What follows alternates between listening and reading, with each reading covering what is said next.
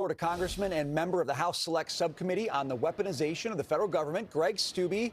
Congressman, good to see you. All right, it's been a year since we got the Twitter files initially. Has censorship gotten any better in the year that's passed?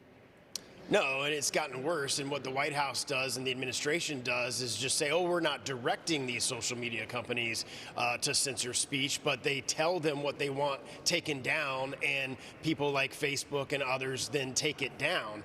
You have direct evidence. In the Missouri v. Biden case, you've got a treasure trove of evidence, email correspondence between the White House, like Mr. Flattery, and other social media companies telling them to censor speech. It's absolutely happening. You have evidence of it happening. You even have a judge in that case who's saying that this can't continue to happen. So now the administration just says, oh, we're not directing, we're just telling them what we think is, quote, misinformation.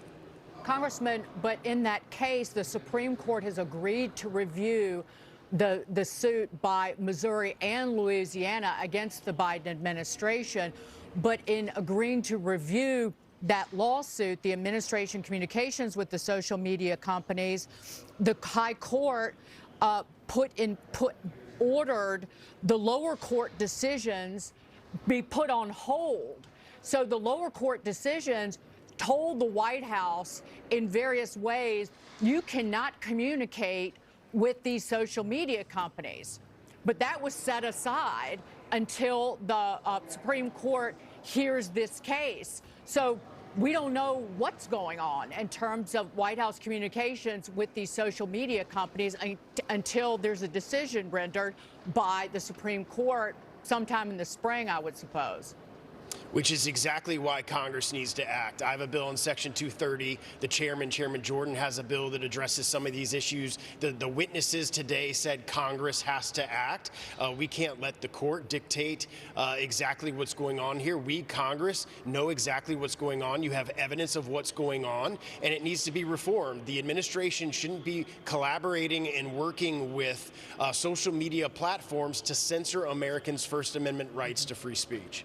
In that case, Congressman, that Dagen was just discussing with you will answer the question, we hope, about whether the Biden administration violated First Amendment rights in their pressure campaign on the social media companies. But, Congressman, tell us more about what types of penalties, if any, the companies should face as well. Well, Section 230 gives them liability protection. So right now, Facebook, Twitter, YouTube, any of these different, Google, any of these different platforms can completely censor your speech, and there's no liability that you as an American can sue them and say you violated my First Amendment rights. Section 230 needs to be very much reformed, and if those platforms, my bill has a market dominance test, so the big guys, if they are acting in this way and violating Americans' First Amendment rights, you would have a private cause of action against them. That's the type of things that need to be looked at, and reform is the complete liability protection that these platforms get right now, and they can do it and know that nothing from a judicial perspective can rectify what's happening. The argument on the flip side of that, though, is if you remove the 230 liability protection for these social media companies, the censorship will actually get worse because they don't have that protection. Which is why you can't remove it completely. My bill doesn't remove it completely. It puts a market dominant test in. So the small guys, especially your more conservative platforms, would have the ability to grow without having to worry about it. But the big players, the market dominant players in social media platforms like Google, Facebook, Twitter, if they violate your First Amendment right, you would have a cause of action.